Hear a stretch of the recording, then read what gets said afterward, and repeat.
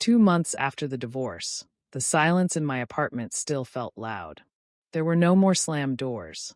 No more quiet arguments whispered late at night, so the neighbors wouldn't hear. No more pretending we weren't already breaking long before the papers were signed. Just me and Omega, whose world had fallen apart so quietly it barely made a sound. My name is Alex Hayes, and 2 months after walking out of my alpha husband's life, I found out I was pregnant with his child. It started with exhaustion, the kind that sank into my bones. I blamed stress. New job, new apartment, new life. I ignored the dizziness, the nausea, the way the smell of coffee suddenly made me gag when I used to live on it. I ignored the ache in my chest whenever I remembered his voice.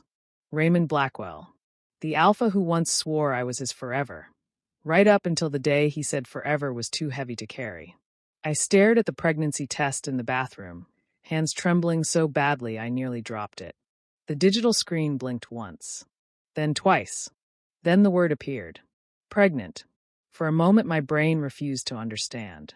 My mind went blank. My heart didn't. No, I whispered to the empty room. No, this is wrong. But the second test said the same thing. And the third. My knees buckled, and I slid to the floor, the cold tiles biting into my skin. Tears blurred everything. My breathing turned shallow, shaky, desperate.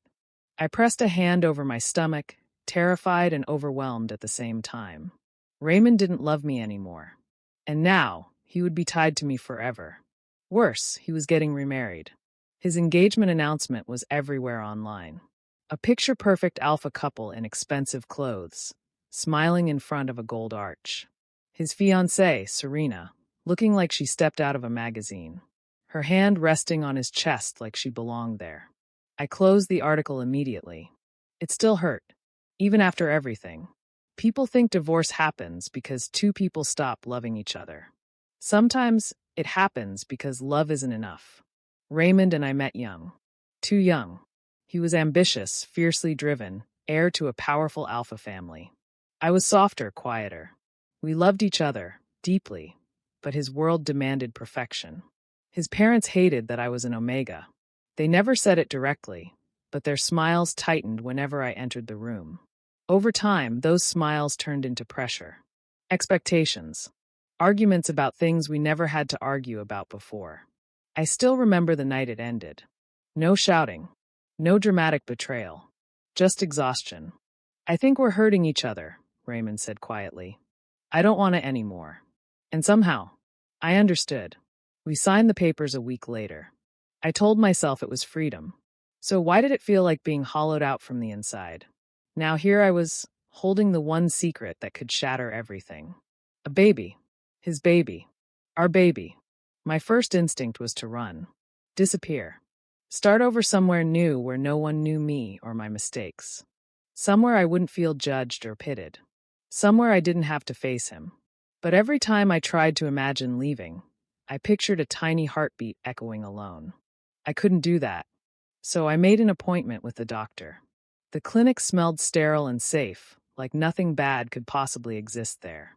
The doctor, a gentle beta woman with soft eyes, confirmed what I already knew but still wasn't ready to accept. 10 weeks. Strong heartbeat. I cried listening to it. Not sad tears. Not happy tears. Just overwhelmed ones. Do you have support? She asked kindly. I forced a smile. Yes. It was a lie. When I stepped outside, the wind hit my face, cool and grounding. And then fate, or the universe, or plain cruelty, decided that was the perfect moment for me to run straight into the last person I wanted to see. Raymond. He was standing by the pharmacy counter, suit jacket off, sleeves rolled up, looking tired but still painfully beautiful. For a second, neither of us moved. Then his eyes softened. Alex. I froze. My heart tried to escape my chest. I opened my mouth to speak, say anything, but a familiar figure walked up and slipped her hand into his. Serena. Of course. Alex, right? She said politely, like we were strangers. I swallowed. Yes. Raymond studied me carefully. His gaze dropped, just briefly, to the prescription bag in my hand. I prayed he couldn't hear the pounding of my heart. We should catch up sometime, he said gently. There's a lot I wish we'd said before. I nodded because words had abandoned me. We said goodbye. I held myself together until I got home. Then I broke. I cried because I still loved him. I cried because he didn't belong to me anymore. I cried because I was carrying a piece of him inside me, and he didn't know. For hours I lay awake staring at the ceiling, one hand over my stomach. What was I supposed to do? Tell him and risk ruining his life? Or stay silent and let our child grow up never knowing their father? But the twist didn't hit me until the next morning. Because when I checked my messages, there was one from him. We need to talk. It's important. And that's when I realized something terrifying. Raymond already knew something was wrong. And fate wasn't finished with us yet. Raymond's message sat on my phone like a ticking bomb. We need to talk. It's important. My first instinct was panic. Had someone seen me at the clinic? Had word spread? Was the universe laughing at how badly I wanted to keep my life quiet?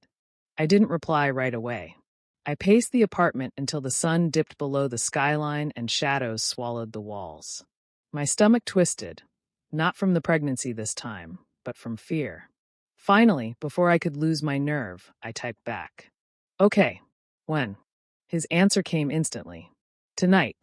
If you're free. Same coffee shop as before. The before hit harder than it should have. Before the divorce. Before we became different people. Before we forgot how to talk without hurting each other.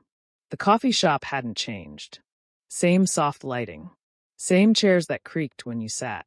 Same sugary smell of cinnamon and espresso. It was a place built for conversations that mattered, good or bad. He was already there when I arrived, leaning back slightly, fingers wrapped around a cup he'd forgotten to drink. His eyes lifted the second the bell above the door rang. For a heartbeat, we just looked at each other. Hey, he said softly. Hey. I sat down. My hands shook, so I kept them hidden under the table. He studied me for a moment, like he was trying to read a language he used to be fluent in. You look tired, he murmured. I forced a smile. Long days. Silence stretched between us, not hostile, not cold. Just full of everything we hadn't said. Finally, he took a breath. I owe you an apology. My throat tightened. That was not what I expected. For what?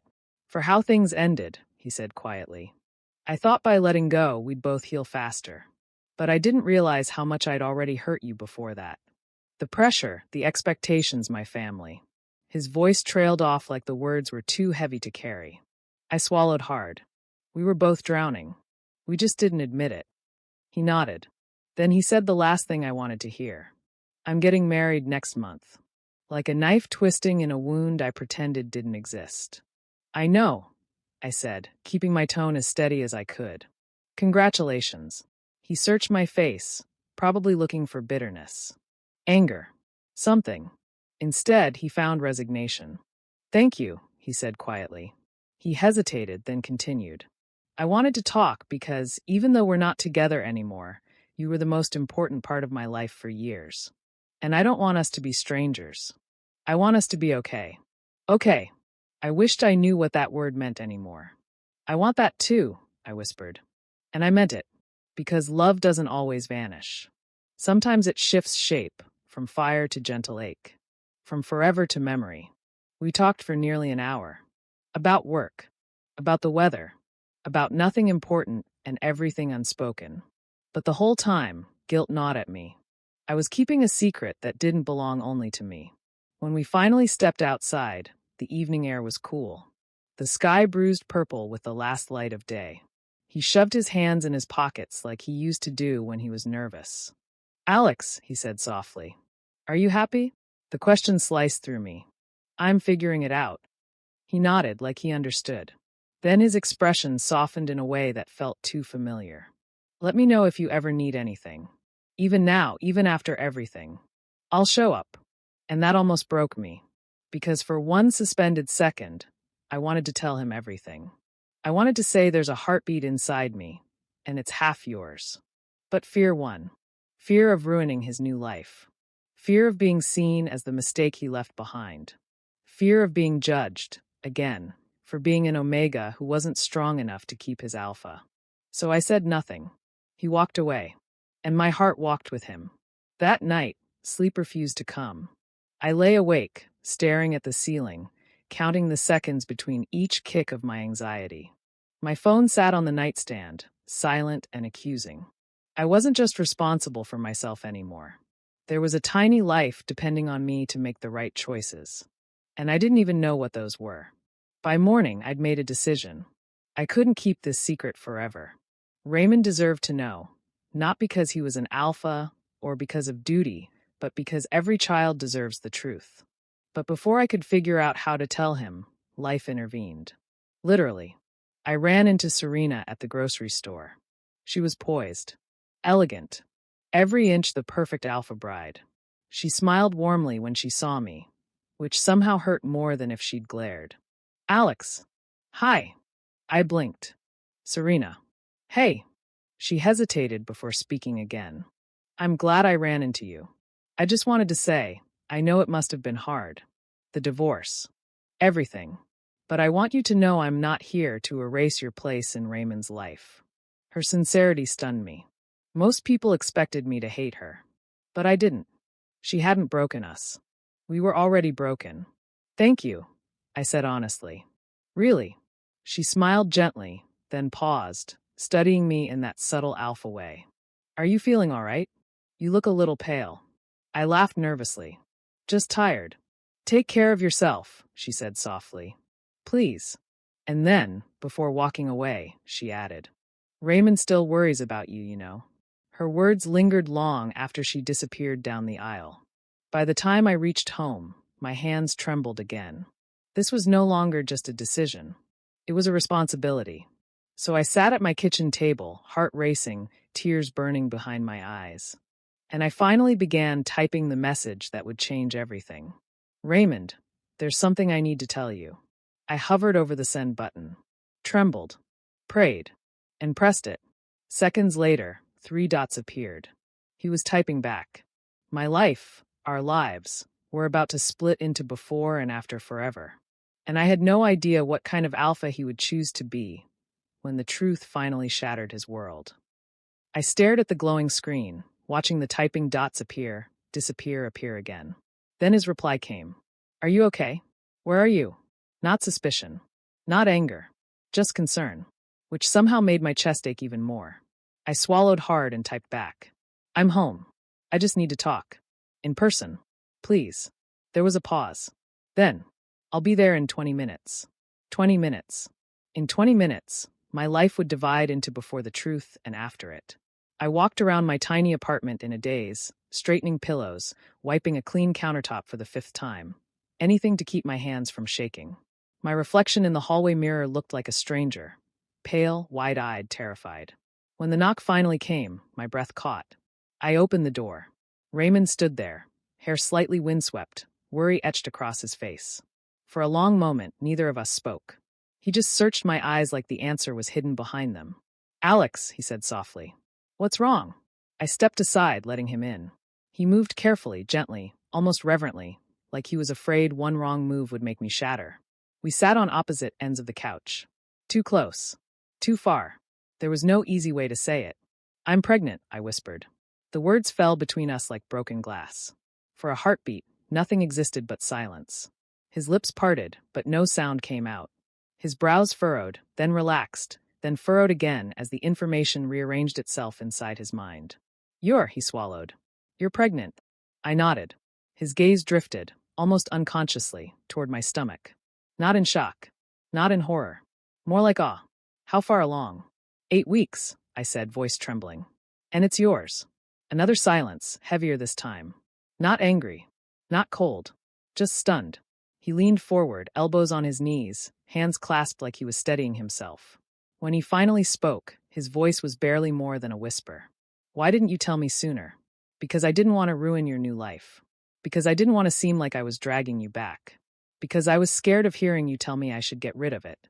But I said none of that. I didn't know how, I admitted. And I didn't want you to feel trapped. You deserve to be happy.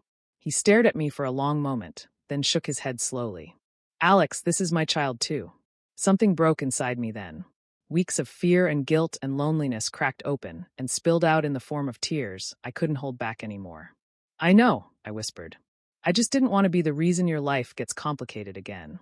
He moved closer, instinctively, without thinking, and placed a cautious hand on my shoulder. The touch was gentle, familiar, painful. "My life is already complicated," he said softly. "But I don't regret this. Not for a second." His words weren't an answer, but they weren't rejection either. They were a bridge across the distance we'd built. We talked for hours. About doctors. About responsibilities. About fears neither of us had ever said out loud before. But we also talked about the past. About how our marriage had slowly cracked under pressure. Not because we stopped caring, but because the world expected us to be stronger than we were. And the more we talked, the more something unexpected slipped quietly into the room. Not romance. Not longing. Something simpler. Understanding. By the time he left, the night had deepened into silence. He paused at the door, turning back to me.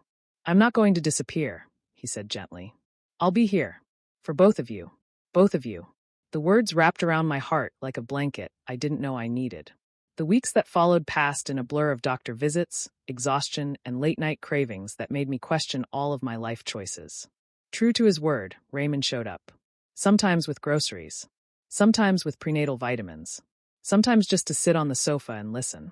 We didn't magically fall back into old patterns. But we stopped feeling like strangers. Which is probably why the media storm hit harder than expected. It started with a blurry photo. Someone spotted us leaving the clinic together. Raymond walking beside me, one hand hovering protectively at my back. The headline went viral in hours. "Business tycoon seen accompanying ex-spouse to Omega Clinic. Scandal or support?" Then came the interviews. The gossip shows. The whispers. And the pressure. Especially on Serena. I'd expected anger. Instead, she called me. "Alex." Her voice was calm, too calm. "Can we meet?" We sat across from each other at a quiet cafe. Just the two of us. She didn't waste time. "Is it true?" she asked softly. I nodded. She closed her eyes briefly, more in grief than fury. "I always knew Raymond still cared about you," she murmured. "But I didn't realize how much." Her words stunned me. "I didn't plan for this," I said quickly. "I'm not trying to ruin your future." She looked at me then, really looked. And instead of rivalry, I saw sympathy. "You're the mother of his child," she said quietly. "That will always matter. And if I'm being honest, I think part of him never stopped loving you. Just not in the same way anymore." Her honesty hit harder than anger ever could. She sighed, tired, older than her years. "My family expects this marriage. But Raymond shouldn't be with me out of obligation. Not when his heart is already tied somewhere else." I didn't know what to say. Not when it felt like the world was tilting beneath my feet. That night, Raymond showed up at my door again. But this time, he looked different. Lighter. Sadder. Resolved. "I called off the wedding," he said quietly. My breath hitched. "Raymond, I couldn't marry someone," he continued gently, "while the most important people in my life were standing on the outside looking in. Most important people. Plural. Me. And the tiny heartbeat inside me. "I don't want to go back," he said. "Not to what we were. We broke each other once already. But I do want to move forward. Together. As partners. As parents. As family. Not a love confession. Not a proposal. Something more real. A promise." I didn't answer right away. The weight of it deserved silence. Consideration. Then finally I nodded. "Okay." And for the first time in months, I didn't feel alone. But as our new beginning settled quietly into place, none of us realized yet that someone else was watching. Someone who didn't want happily ever afters. Someone who wasn't ready to let go. And their presence in the shadows was about to change everything. If I'd known peace was only the quiet breath before a storm, maybe I wouldn't have let myself relax. Maybe I wouldn't have started to believe that life was finally stitching itself back together. But even the calmest waters can hide rip currents. And ours had a name. Serena's father. He wasn't just an influential minister. He was the kind of man who didn't like unfinished narratives. And to him, Raymond breaking off the engagement wasn't a decision. It was an insult. The first sign of trouble came in whispers. Clients suddenly reconsidering contracts. Articles painting Raymond as unstable, irresponsible, weakened by sentimental distractions. And one headline cut deeper than the rest. Omega ex-spouse exploits former husband, claims pregnancy for financial gain. I stared at the screen, numb. The comments were worse. He probably trapped him. Omegas always play the victim. Gold digger. Attention seeker. It didn't matter that the pregnancy was real. It didn't matter that I had never asked Raymond for a cent. People believed what they wanted. My phone buzzed again, this time with a private number. I shouldn't have answered. But I did. You don't know what you've done, a cold voice said. Walk away. Take the money I'll send you. Leave the city, and never contact Raymond again. Otherwise, your life will become difficult. I didn't need a name. I already knew who it was. I'm not for sale, I said quietly and hung up, even though my hands were shaking hard enough to rattle the phone. I didn't tell Raymond. Not then, because he was already drowning under stress, fighting for his company, fighting public pressure, fighting accusations of emotional instability. And still, he showed up for every doctor appointment, every late-night panic spiral, every quiet moment when the future felt too big for me to hold alone. So I held the fear instead, until it exploded. It happened on a rainy evening, the kind where the world blurs into streaks of silver outside your window. I was sorting baby clothes that a kind neighbor had dropped off when there was a loud, sharp knock at my door. Too loud. Too sharp. I opened it, and two men in dark suits stepped inside without asking. Mr. Raymond Cross is being investigated for corporate fraud, one of them said flatly. We advise you to answer our questions. Fraud. My heart plummeted. There must be a mistake. But they were already inside, already scanning the apartment, already acting like I was guilty just for being here. I answered everything I could, which wasn't much. And when they finally left, the silence they left behind was louder than the storm outside. Within an hour, the news dropped. CEO Raymond Cross under investigation, assets frozen pending review. Which meant his accounts, his access, his stability. Everything vanished in an instant. And I knew, without needing to be told, this wasn't a coincidence. This was retaliation. This was punishment for daring to exist in a world that wanted me erased. My phone rang again. This time it was Raymond. His voice shook, but not with fear. With fury. They think they can control me, he said. They think they can use you to bend me. I won't let them. For a moment, I forgot to breathe. Raymond, what are we going to do? There was a pause, a soft exhale on the other end of the line. We're going to protect our child, he said simply. And we're going to protect you. Whatever it takes. That night, he showed up at my apartment with nothing but an overnight bag and a quiet determination that wrapped around me like armor. You're staying with me from now on, he said. No arguments. And for once, I didn't argue, because I was tired of being brave alone. Raymond's condo was high above the city, glass walls and quiet luxury. But beneath the surface, tension hummed like a live wire. Lawyers called. Journalists swarmed. Social media speculated like vultures circling a still-breathing body. And in the middle of it all, we found ourselves existing together again. Not as spouses, but as two people standing back to back in a war zone. He'd fall asleep still in his work clothes, exhaustion lining his face. I'd wake in the night to find him sitting beside the bed, forehead resting against my stomach, whispering apologies to a child who couldn't yet hear them. I'm sorry, he'd murmur. I should have protected you both better. And I'd stroke his hair and whisper back. You're here. That's enough. But it wasn't enough. Not for the world. Not for the people determined to tear us down. And eventually, they came for the one place I thought was safe. It was a quiet afternoon, the kind where the baby kicked softly and the sunlight slanted across the floor like spilled gold. Raymond had stepped out for a meeting with his lawyer. The doorbell rang. I checked the peephole. Serena. I hesitated, then opened the door. She looked different, worn, strained, but calm. Can I come in? She asked. I stepped aside. We sat across from each other at the kitchen island. The same uncomfortable symmetry as our cafe meeting, except this time the air was thicker. Heavier. I need to tell you something, she said. And then she told me everything. Her father. The pressure. The manipulation.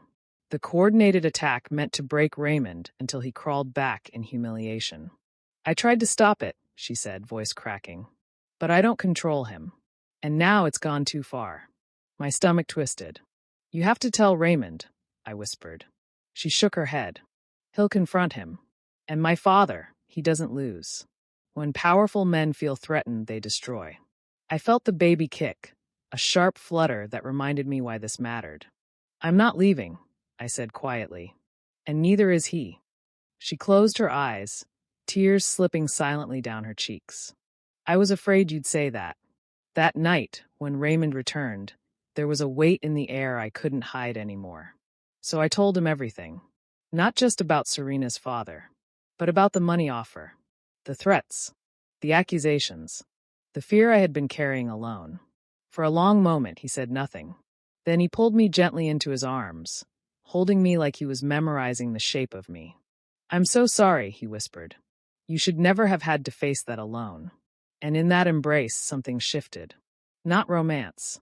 Not longing. Something stronger. Trust. We're not running, he said firmly. But we're also not fighting alone. Which is when he revealed the part one hadn't known. He had been investigating them too. The fake fraud report. The planted stories. The political pressure. Everything.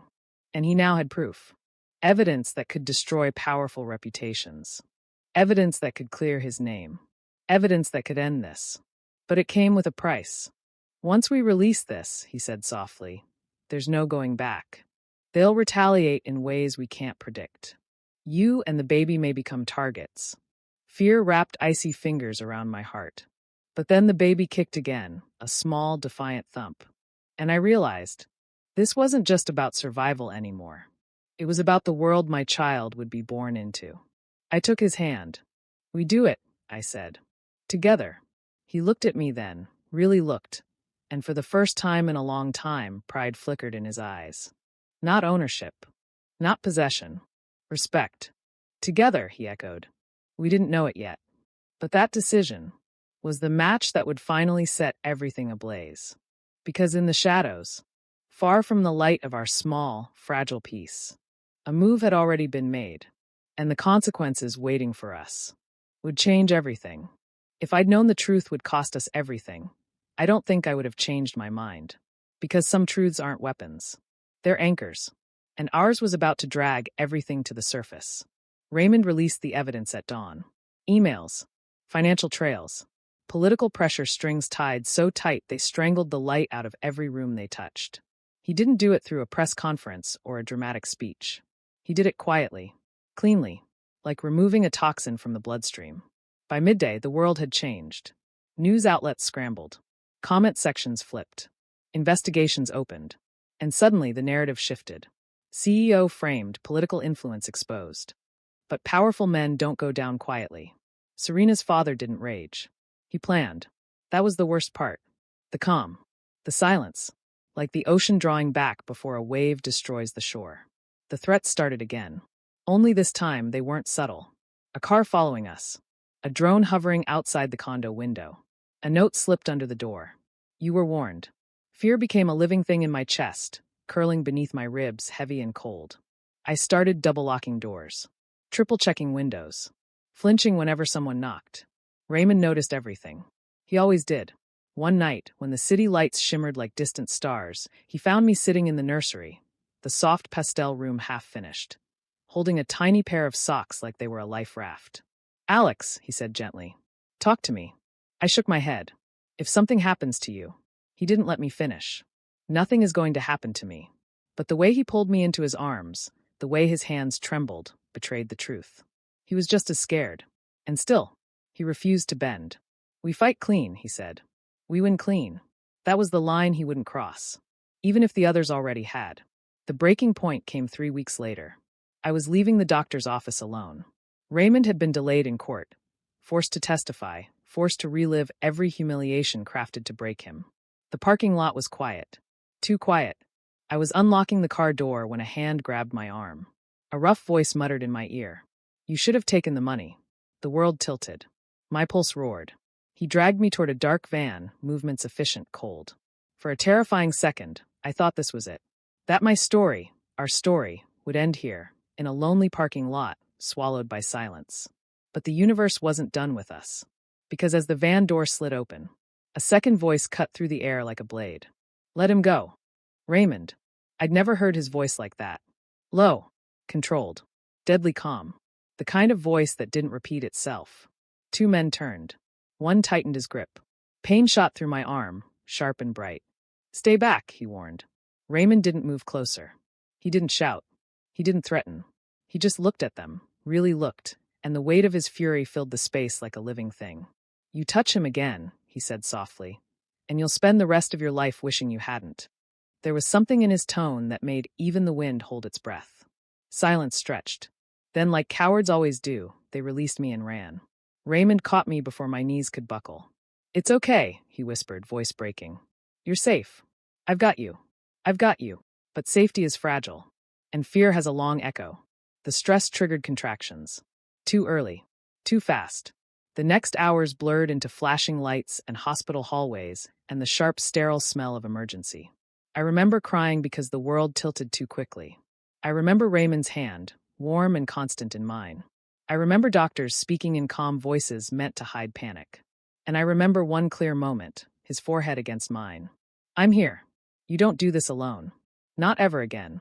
Our son was born under dim lights and whispered prayers. Tiny, fragile, perfect. He let out a small cry, thin but determined, and the world finally exhaled. Raymond wept silently. Not loud sobs. Just quiet tears slipping down his cheeks like he didn't deserve the sound grief made. Because this wasn't grief. It was relief. And love he couldn't hide anymore. The fallout happened fast after that. Arrests. Resignations. A public apology that didn't erase the damage, but proved one thing. We weren't liars. We weren't manipulators. We were just two people trying to build a life in a world that would rather see us break. Serena visited once. She held the baby gently, like he was made of sunlight, and smiled sadly. He looks like you, she told Raymond. Then she squeezed my hand. Take care of each other. And she left, quietly, like she'd never been the villain in anyone's story. Because she wasn't. She was just another person caught in the web of powerful men and fragile expectations. Just like us. Weeks passed. The house filled with soft noises, sleepy baby sighs, kettle whistles, late-night whispers shared in the quiet dark. Raymond moved slower now. Softer. Like he'd finally learned the speed of gentleness. One night, while our son slept between us in a crib small enough to look like a dream, he spoke. I don't want to rewrite the past, he said.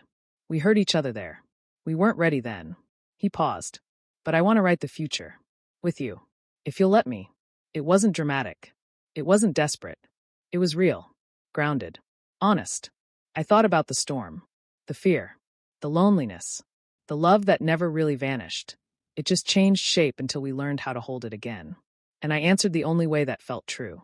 We don't go back, I said softly. We go forward. Together. His fingers twined with mine. Not claiming. Connecting. And for the first time since the divorce papers were signed, I didn't feel like we were pretending to be okay. We were learning how to be okay. They say storms reveal what foundations are made of. Ours weren't built on perfection. They were built on choice. On honesty. On a promise spoken in low light beside a sleeping child. We stay. Not because we have to. Not because we're afraid. But because this time, we're finally ready to fight for the same future. Together.